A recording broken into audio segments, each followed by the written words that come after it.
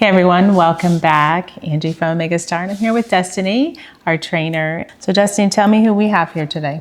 Today we have Cookie's litter, and they are 16 days old. Mm-hmm. And we separated them by males and females, didn't we? These are the females, and these are the males. They are Portuguese Water Dogs. And we are on site today at Family Porties. So we're going to be following this litter. We have three males, three females, and we're going to get to watch them go through their whole program. And so they are at 16 days. So right now we are just at the end of the puppy pod stage. And our puppy pod stage involves the early neurological stimulation and then also the scent introductions. And so over here I have the kit that we get to use. And oh, I forgot about rabbit fur. We were talking about all the scents the other day. There's parsley, chamomile, allspice, apple, soil, pine chips, and then we finish with oatmeal. And so these little ones get to smell oatmeal today. It's more of a subtle fragrance. Some of our others, like black tea and those, have a little bit more stronger response from the pups. But we're going to finish out today with oatmeal. So this little one is sniffing black tea. Do you notice that out of the kit, if any of them have a particular favorite, and then I should say a particular dislike? Oh, anything they dislike in the kit as far as scent? I think the rubber is the least favorite for most dogs. They're not a fan. Well, it's got the most chemical probably, right? Yep. Yeah. They put their nose in and usually whip their head out. It's instant, so is it not even under the 5-second window? Oh no, they get the 5 seconds. The 5 seconds. Let's try. Because you can tell they're like getting the smell in. It probably has the strongest. Look at the head scanning back and forth. Oh, the nose is even moving up and down. The eyes blink. Oh, and a big yawn. That was perfect. Goodness. So those are the signs we're looking for. We're not trying to always have a sign, but it's just interesting to see the responses. It's their body's natural way of giving us little cute clues, whether they like it or don't. So if you want to zoom in here, you can see all of the scents that they get to sniff. The days are labeled, so we make sure that every puppy in the program gets to go through and sniff all of the scents and go through the program that way. So currently in this stage, they're doing early neurological stimulation. And this little one is looking like she wants to be the star. Come here, little love. Come here. I'll do it with you. So, yep. Oh, I'm sorry. It's okay. Hi. So at this point, we're also looking right around 10 to 14 days is when the eyes open. Puppies are born as neonates. I feel like I talk about this a lot, but if you're just joining us, it's a really important piece of science that you should grasp. That means that they finish development outside the womb. Their eyes and ears have to finish development once they're here. And so during that time, we have access to changing the blood flow in the body, waking up the nervous system, gentle touch, and then also we get to work with them, their scent sense. I often get that, like it's like a tongue twister, scent sense.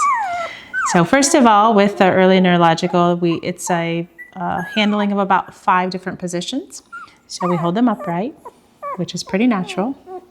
They don't mind this one. And then we're going to hold them down, their head down, and they don't really like this stage. For 5 seconds. 1, 2, 3, 4, 5. That was a short 5 seconds. Then on their back.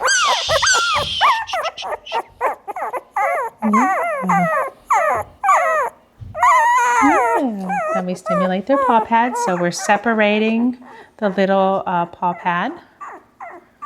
And we're applying pressure.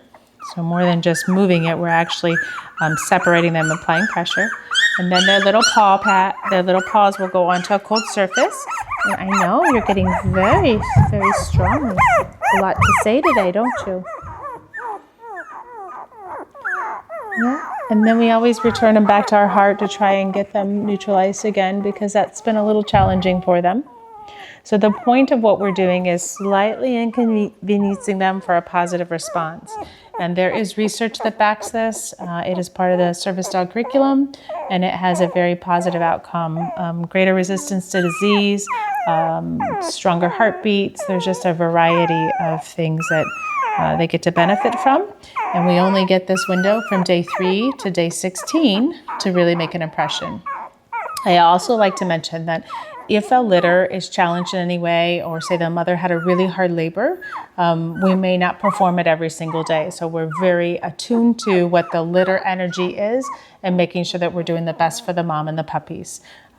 We also give more attention to the puppies that are behind the rest of their litter. We do, well. yeah. And so it's really when Destiny is working with a litter, and some of our breeders perform our program and are also working with their litters. We're watching them. Oh yes. And it's interesting how even the little laggers, the ones that are a little bit like maybe not developed as much as the other ones, how quickly they kind of catch up, and then they all move to the next stage. And really, because the eyes and ears are closed, and we really only get 6 weeks to work with them.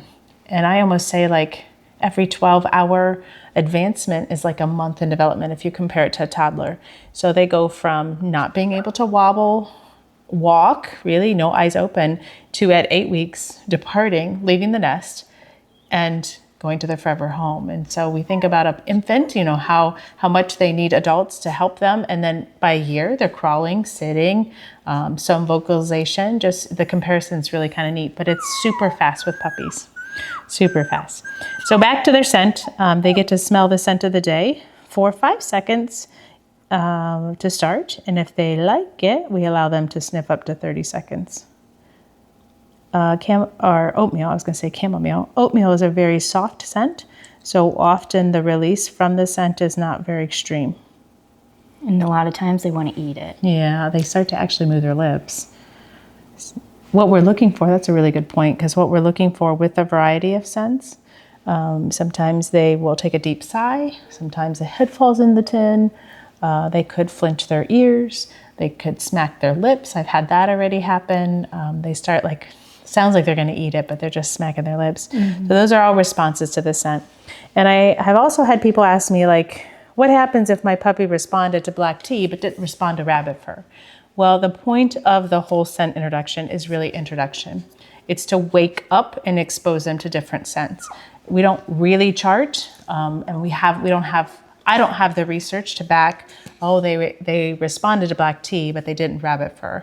And how that, we'd have to chart them as an adult to be able to collect all that information. What we know is that if we expose them to these variety of scents, that their nose is opened up and they are sharper just in life. And so part of this whole process is really to mold, shape puppies, lay a foundation for them to grow from. So this is the beginning stage. We call it the puppy pod stage. They're right at 16 days. So eyes, ears are open. They're going to start toddling around, getting rear strength. Next week is a transition week to the next stage, which we call baby beans. So it's kind of like a crossover between the two. And then we'll get to explore what they get to do next week. So Destiny, just tell us a little bit, since you've been working with them every day. Tell us a little bit of what you've noticed in the litter, or if you have one that's a little bit more of a leader.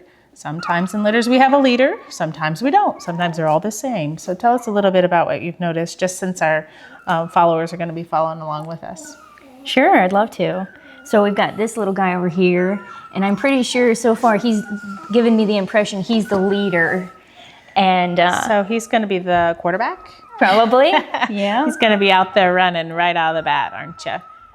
No crawling for this guy. He's just going to come out of the gate running. Yep.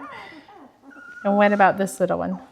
This little guy, he gets the extra care. He's a little bit behind the other ones. Aww. Not too much, though, just a little bit. So actually, we had them separated. I think, is that a female? Yes. Let me look, yeah. So you're holding the female. This is the male. So in comparison, they almost look the same. Oh my goodness, look at the back markings. Let's show them. But look at the size difference. Can you zoom in on their little heads? Look at the size.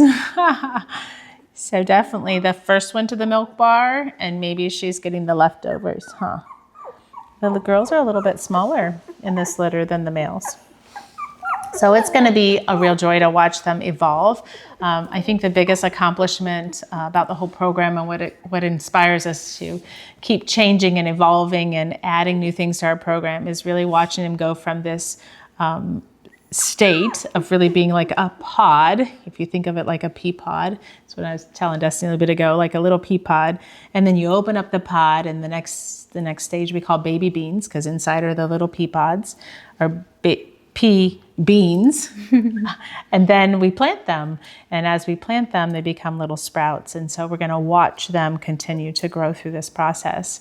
And I hope you enjoy this series. This is behind the scenes. You get to see exactly what we get to do. We love what we get to do. We love working with the puppies, and we love working together. And so come along and join us on this journey. By the time they're 8 weeks, that would put us, what? Are we going to have to start wearing long pants? Probably. We may even have our first snow. But anyways, just come along and join us, and we'll have a great time.